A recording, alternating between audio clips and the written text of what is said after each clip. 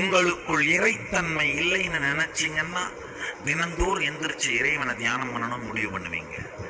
உங்களுக்கு போதுமான அளவுக்கு செல்வ வளம் இல்லைன்னு நம்பினீங்கன்னா தினந்தோறும் எந்திரிச்சு பணத்தை சம்பாரிச்சு ஒரு நாள் பணக்காரனா மாறிடணும்னு நினைப்பீங்க. எது உங்களுக்கு இல்லை என்கின்ற வெறுமையை நீங்கள் உணர்கின்றீர்களோ அதை நோக்கி உங்கள் வாழ்க்கையை நீங்கள் செலவிட துவங்குவதுதான் காலத்தில் இருந்து நேரத்திற்கு நீங்கள் விழும் வீழ்ச்சி.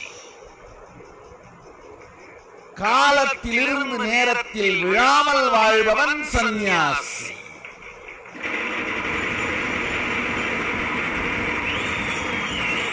ஒரு சந்நியாசியின் நேரத்திற்கு மதிப்பே கிடையாது. ஏனென்றால் அவன் அதை காலமாக பார்க்கின்றான்.